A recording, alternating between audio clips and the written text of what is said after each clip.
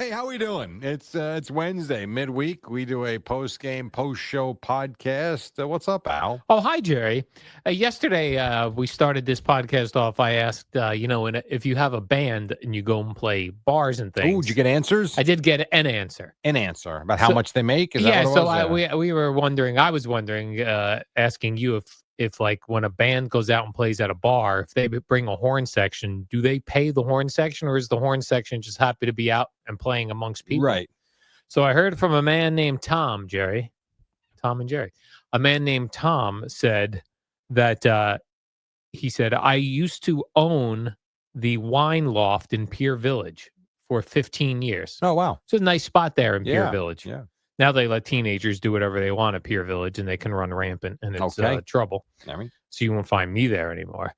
But he says, I'm laughing because my partners and I used to shake our heads about these bands. We would have jazz night on Thursdays. At least 5 people in the band would show up. They'd come and go over the course of the night, different players in, different players out. We paid them a total of $250.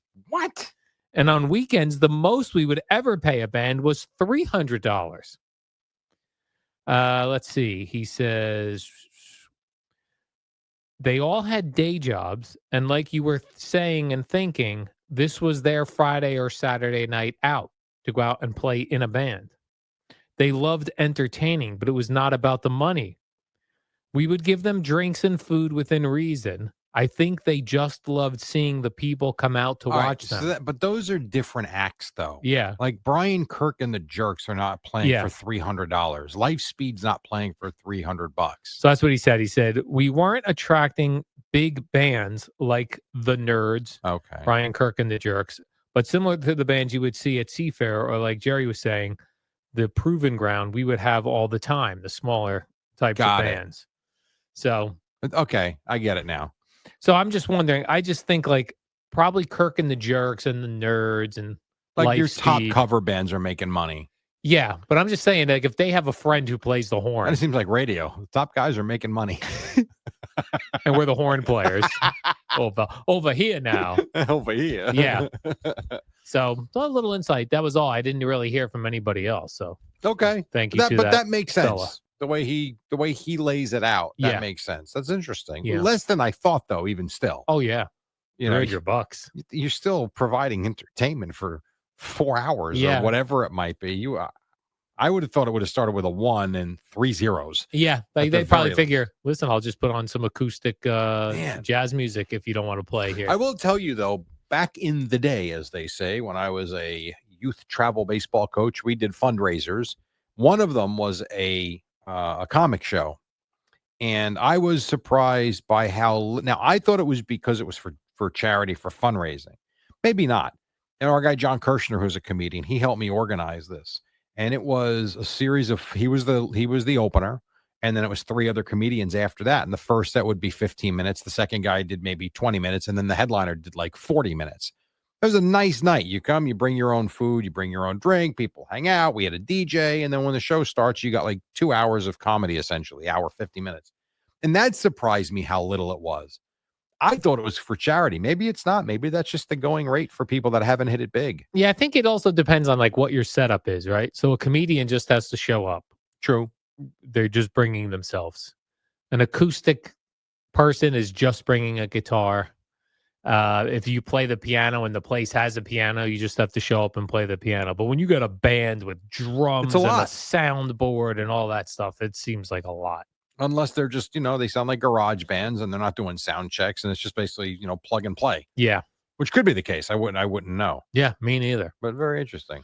I've been watching a lot of YouTube lately. Like me too. Yeah, you as well. So I'm starting to see a lot of things on YouTube that don't feel like they're outrage on YouTube, but I don't see it in real life. Like there's a guy who's always talking about how nobody's buying cars anymore, and all of these cars are sitting on new car lots. Okay. And I just don't know if that's true. I don't either. Because I will tell you, we got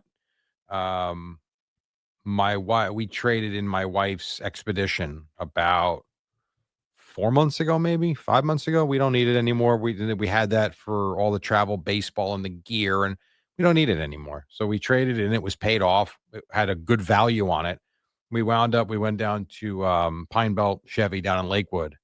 Place was like a shopping mall. Like, I had an appointment thanks to Dan, as you remember, Dan Ariel. Yeah. So he set me up with a great sales gal. She was awesome. If not, like when you walked in, you had to wait for a salesperson. The place was packed. So he said business was very good. Maybe wherever this video was recorded, maybe in that area, it's not. Around here, I don't see it. Yeah, I'm seeing that a lot, but it's also like there's a couple. I think what happens just with YouTube and maybe with all social media is when if you have a video that gets a lot of views, whatever topic that is, that's now your topic. And you try to replicate the views by doing that topic again. Mm. So there's a couple guys that are just these automobile guys that just constantly telling you as nobody is buying cars and all these cars are sitting on a lot and they're going to be here next year. And what do we do? There's nobody's buying cars. And then there's like the guy I told you about who's telling you nobody's going to Vegas anymore. Right. Vegas is empty. But that's now his gimmick. His thing. So every time he posts a YouTube video, all it is about how no one's going to Vegas. Which is not really true. This guy's whole gimmick is no one's buying cars. Then I'm seeing other ones. It's impossible to find a job now. And these are people that are saying, I'll take any job. I'll go work at a coffee shop. I'll go work in fast food. I see Hope Wanted ads everywhere. Me too. And their Or claim signs. is that they're applying for these jobs, hundreds of jobs, 1,000 jobs I've applied for, and I've gotten 0 callbacks. Interesting. That can't be true, can it? It doesn't seem like it would be true. I don't know. Like I said, I see signs in windows all over the place. Need help, looking for help. A lot. I have 2 friends that own restaurants. They say the same thing. They can't keep a staff. Yeah. Kids they come in, they take a job, a few months into it, they're like, yeah, this isn't for me. And they just quit. And a lot of times the owners wind up working a lot in their own place. It's their own place. It's their responsibility. Yeah. But it's tough. It's not easy. So I don't know what's a gimmick anymore in this world and what's not. What's for a view and what's real. I don't know. I really don't know. Right. This is what I'm trying to figure out. All these things that I'm looking at. And then if you look at one video, now I'm like getting fed all these no one's buying cars videos. Yeah. Just because I watched one of them. So what, we're shipping them all to where? No, I don't know where they're just sitting on the lots according to these people. Sitting on the lots. And might the market be a little slow? Maybe, but the idea that no one's buying cars does not seem true. I see new cars all over the road. That's all I see are people in new cars. Right. This is what I'm thinking as well. Like, I'm embarrassed with my car at this point. Oh, yeah. I mean, it's ridiculous. The warning lights are going off all over the place. Still drives great, but I got this one. Inspection due in 1,000 miles. No, it's not. It's not due till next June. What are we talking about? What do you mean? Like it's coming up on your dashboard, or you? It comes up when I turn my car on. It'll say inspect car in 1,000 miles. Why? Yeah. What does that mean? Just check everything? Yeah, I think they're just like a reminder. Well, like, we check hey, everything every time we get an oil change. They do that. Yeah. What are we talking about? So funny. Yeah. It's funny with my car. Like, part of me wants a more updated car, and then part of me loves the idea of trying to get to 200,000 miles. Oh, I'm past there. Yeah. What are you at now? 210 and change. I'm about to hit 170. I'm at 169. You will eventually, if we keep the car for however long, you will pass me just because you drive more on a daily basis. But it'll, you know what I say, it would take time. I can't imagine I'll still have the car when you pass me. My thinking is I want to keep the car one more year. Okay. 30,000 miles. Because that'll get me, because I just invested. I put tires on it during the break. That's what, $1,000? Yeah. Yeah. I had to do it. And then I had to put brakes on it too. Oh, I bet you keep it 2 more years. $1,300. A lot of money. It is a lot of money. But I have a Subaru, which I like. And my thinking is, okay, if I could get this one to 200,000, then by next year, 2026, the 2024 model will be 3 years old. That's true. Right. And that they updated the inside. Got it. So I was like, if I wait another year, that might be a little cheaper. It's a good idea. Another thing, like I bought a used Subaru. Uh, I bought it in 2021. Was So there 4 years 2020? ago. 4 years ago. I looked at used Subarus that are the same thing I did last time. I bought a 3-year-old car off a lease. Yep. It's essentially the same price. Yeah. But another thing I see in the internet is how expensive cars got. And to me, I don't know if it's that model. It's in the Well, same ballpark. but cars are expensive. Like my wife, she wound up getting a Chevy Equinox. And then last month, I don't know how or why, but she was not aware of the new Ford Bronco. Oh, And those are sweet looking. those are gorgeous. And we were driving near one. She goes, "Why did I get that?" She goes, "I like my car, but that is awesome." I'm like, "Yeah, I kind of like those." I was thinking maybe that would be my next car. And she gave me a dirty look. I was kidding because the mileage isn't good enough. But you look like, what do you think a Ford Bronco costs brand new? Now, they have all different models. So I would think a Ford Bronco's 42 grand. I'm sure you can get one for 42 grand. I think maybe the sport model. Hold on, let me grab this for you. But you got to like go on a website where like a local dealer's website because they never have base models. That is true. You know what I mean? Like you can't go to a regular car dealer in town and get a base model anything. That that is true. But so I'll give you what's available. If I go to a place that I like that's by me is Tom's Ford. Tom's Ford. All right, Tom's Ford. All right, Tom's Ford. So they got the Bronco and the Bronco Sport. The cheapest Bronco that's new on the lot starts at 46. Starts at 46. That's insane. Right. And so you're talking about how much these cars go up. And then if I look at the Bronco Sport, I think that one's less. So if I take out that one's 32. 32? That's 32. Why is that less? Sport sounds like it'd be a cool model. Small. I think it's smaller. Not 100% sure. So if you take I'm going to do a $45,000 car here, Jerry. Yeah, you're going to go zero interest, or you can put some interest I'm going to do zero interest, and I'm going to divide it by 60 months, 5 years. Oh, $800 a month. $750 a month. That's no interest. No interest. 5 years. No insurance, no interest. That means that car with interest and with insurance is going to cost you approximately $1,100 a month. You know, when I got married 80 years ago. I got married in 1999. Our first rent in a 2-bedroom townhouse was $895 a month. That car is going to cost you $1,100. Yeah, strange. So it's hard to keep up. It really is. It's hard to keep. Everything costs a lot of money. Yeah, another thing I see on YouTube all the time, what people have stopped. No one's eating fast food anymore because that's not true. That's crap. Because the food is not only terrible, but it's also expensive. It's nonsense. All I see at the McDonald's drive-thrus are long lines. The Dunkin' Donuts, which is not fast food per se, but it is. Those lines are insane for coffee and donuts and breakfast sandwiches and bagels. Chipotle is insane. Maybe it's better fast food. It's still fast food. Chick-fil-A, they got people outside taking your orders to speed the lineup. So that's another nonsensical comment. That's not true. That's what I mean. This is what my YouTube is filled with. Nonsense. Yeah, I feel like it's nonsense too. It is. And I was trying to think too of like, what do you think is the biggest ripoff as far as going out for food is? Like to me, like I would say, like what are you paying? See, to me, I think about breakfast. Like if you go out and have eggs at a place, you get scrambled eggs. You going to a diner, or are you going to over easy? You're going to one of these upscale diners where they're going to charge you $17 for an omelet. Yeah, like I mean, like if you make that at home, it costs you nothing. Like if you make a cup of coffee at home, it costs you $0.25. Right.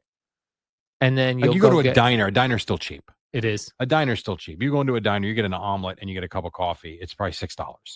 More than home, sure. But that's not $20 to eat breakfast either. You think a diner is like $6 for eggs? I do. Yeah, I think you could get eggs and a cup of coffee. Eggs, I would say eggs, potatoes, and bread and toast and coffee, $6. Now you add the meat to it. That's where they really upcharge you. Yeah, I would say $5.95. I would say for that. Yeah, I would say that seems very cheap. Pizza to me has gotten expensive, but still the cheaper of all the options because 8 slices still can feed, Right. unless you're all fat and disgusting like I am. That can feed 3 or 4 people with a couple of slices each. For sure. So that, while it's gotten expensive, more expensive, is still pretty good. It's also something that you're not going to make at home. No, not And a if you chance. were to buy I've been eyeballing the prices of frozen pizza. Mhm. Very pricey. Is it really? I haven't which bought is a very frozen pizza in a long time. Very strange. Where I look at that and I go, okay, if you go out for a pizza, that seems like you're not getting super overcharged. Right. Or like if you go out for a steak. Yeah, it's $70. Yeah. I know. And if you go down Atlantic City, the price of food has become stupid. Oh, they're making it crazy. I thought they tried to suck us into these places to go gamble, No, so they not give anymore. us cheap stuff. Not anymore. That's what No. the Las Vegas YouTube guy is saying, that No. everything's expensive, and they used to want you to come. These have become resorts now. Yeah. It used to be, we'll give you a free room, come gamble, so we know we're going to make some money. Now it's, you want to stay here? $600 a night and go gamble, and we're charging you $23 a drink and a steak $70. Essentially, a weekend in Atlantic City for 2 people is $1,500. Yeah, and if you want to go see the band that's playing, $300 a yeah. ticket. It's nuts, and yet places are full. So we can say it's crazy and nuts, but no one's not doing it. Oh, I just noticed, Jerry, you're not even in the camera lens now. Good. No one cares. Let's see. That's Oh, we're much back. better. Or maybe one of the 900 people that watch will tell us. I do. By the way, if you are one of the 900 people, Yeah. we appreciate it. Very Thank you. nice. Yes. I did learn how our YouTube videos are not getting views. What I'm told We stink. is that YouTube will sprinkle us into a couple people, and if they don't click on it, they don't sprinkle us anymore. We done. On that splash page, Yes. your homepage. Yeah, I get it. What's a good when you go on YouTube? Like you said, you're watching a lot of YouTube. Yeah. What's a good length as far as time goes for a video where you see something you're interested in, and then you'll see the length of the video? What do you like to see as far as length? For me, well, it depends on what, but for me, I like a video that's 10 minutes and under. Yeah. To me, like if it's a video about finances, or I understand it can be a little bit longer. If it's a podcast, I get and I never got to the clips, but Julius Randle was on this it's a show with this neurologist. It was an hour and 5 minutes. I'm oof, that's a lot of time. I don't know that I have an hour and 5 minutes. 10 minutes to me is really good in terms of sitting down at my desk and watching. When I'm home now and we watch YouTube all the time, I don't really worry about the time of something. If it's not going well, I'll turn it off. That's true. Yeah. I know there's sometimes videos like what the video is titled and what it says it's going to tell you to do, and then you look at the time and the time seems off. Sure. Like it'll be like the best way to wash an apple. Right. It takes 9 minutes. Or like 22 minutes. Yeah. Like 22 minutes. And then another thing, like I put in the other day, the timing belt or the serpentine belt or the accessory belt. I forget, it's called all different names on a car. Right. Seems complicated to replace. I put in Subaru, a minute and 30. I go, there's no way. It ain't that hard. This guy's showing me how to replace a belt under the hood of my car in a minute 30, but this guy can't tell me how to properly wash an apple in under 22 minutes. Yeah, I know. I'm telling you, I've said this to you before. I feel like I could build a house with YouTube. I need to replace the roof, the roof on my shed. The shed. Well, they're not shingles. What are they called? Shingles? What are they called? Whatever. Yeah, I think they are called shingles. I have to replace that. Roof shingles. And I already got one quote of, this is a shed. Now, it's a big shed. Don't get me wrong. It's 28 It's a high-quality feet. shed. It is. It's 28 by 15. It's a big shed. I'm not saying it's not. But still, it's a shed. I got one quote, $4,200. I was like, what? He's like, oh, lumber is very expensive. Oh, what's your labor cost? $4,200. So I said to my son, I'm like, you know what? We're doing it. He's like, what are we doing? I'm like, we'll do it. I just need your help. And I watched it on YouTube. I can do this. I figure what's the worst that can happen? I screw it up. I tarp it for the winter and I get it fixed in the spring. I'm going to give it a try. Yeah. Some people are really good at demonstrating things on YouTube. Other people go so fast over certain steps. I agree. Have you ever seen the videos where they will do it in fast speed? Well, that's not helping. Yeah. Slow down. Yeah, you got to slow it down. I had one the other day. Again, I was looking at the replacing a belt under the hood of my car. Right. And the one guy did it, Jerry, in the pitch dark with a flashlight. Yeah. And somebody commented, they're like, you couldn't have done this during the day? Like, we can't see. Right, why would you even put that out? Anything. I know. It's silly. What are you doing? I don't know. I asked my father one time because my father is very good at fixing stuff. Right. Built What sheds. happened to you? Well, like he built sheds in the backyard. Did he really? And also, this is before YouTube existed. Yeah. So I asked him, I said, well, how would you, like, Who taught him? he said, like the magazine, like Popular Mechanics. He said they might do an article on building a shed and they'd give you blueprints and tell you what I lumber can't to watch go a buy. I need to video. Me neither. Blueprint. Yeah, they like put plans out. He said Yeah. you would rip it out of the magazine and go to the lumber place and then try to buy all this stuff. And you go back and forth 100 times. I'm not even good putting something together if the directions aren't written out. Yeah. Don't just give me photos. Write it out so I understand it. Yeah, those pieces of furniture that you get like a Oh. bookshelf from like IKEA or something, they have all the Old pegs. Yeah, they're just showing you like the screw and Yep. where it goes. Like, well, which I know. pair of screws? It is funny. I really do wish I was more handy Me too. because it seems like fun and there's a feeling of confidence and power Yes. to it. You know, like I can do something a lot of people can't. Well, that's not true.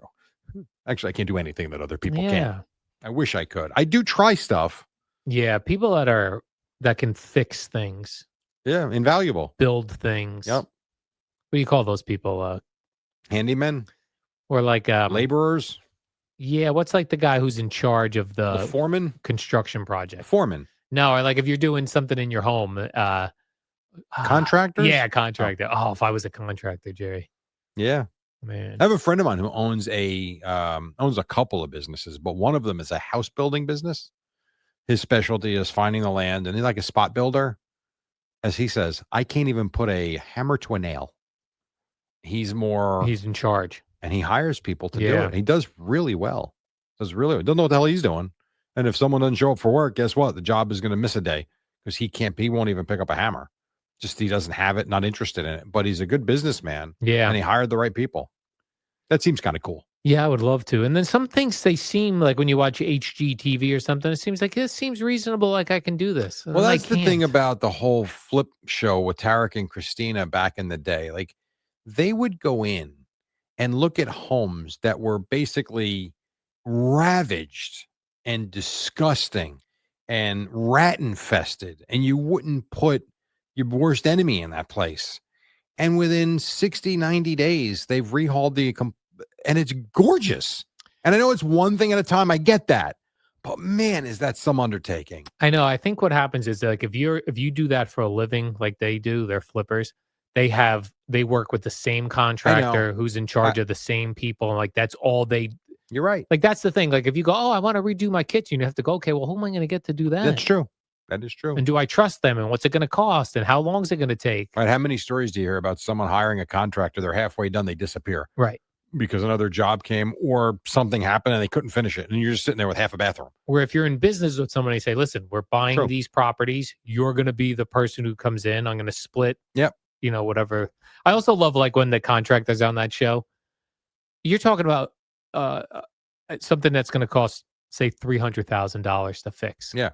And the guy's just walking around ballpark. He's like, new kitchen here, probably 40,000. How you could be off by $20,000. And sometimes they are. Sometimes they are off. And that does happen where the price tag goes up as the show is going on. Yeah. Or but they always figure it out. Yeah, they always figure it out. Yeah. Yeah, they'll be like, they get everything out. It's going to be $300,000. Then on day one, they're like, foundation's cracked. Well, you didn't see that the first walk around? What was the whole point of you coming over? Yeah. You ever watch the ones, I like the Bahamas Life. I know it's a show and it can't be all sunshine and rainbows. I get that. But it's like, all right, what are you looking for? Oh, I'm looking for 3 bedrooms. I need a guest room. I really need a pull-out couch. And all these places usually come furnished. Need a pull-out couch and I have to have a washer dryer and I need this and I need that. Oh, and what's your budget? Like 80 grand. They're like, how much? Yeah.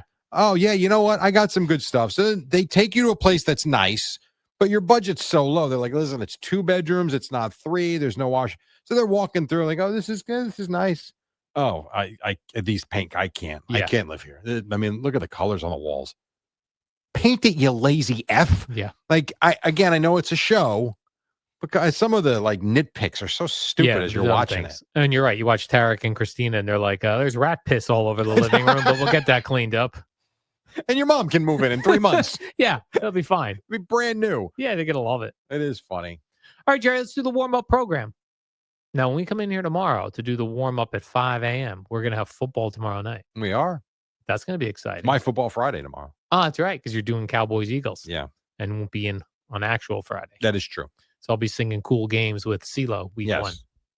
All right. I thought briefly about waking up and turning the Comrex on for that segment Friday morning. It's time for... I don't think so. Yeah, probably not. I don't think I'll be home till 2 a.m. That's good. We'll make CeeLo sing it. There you go. He loves singing it. He does. He loves to sing. All right. And then we'll see you tomorrow at 5. See you.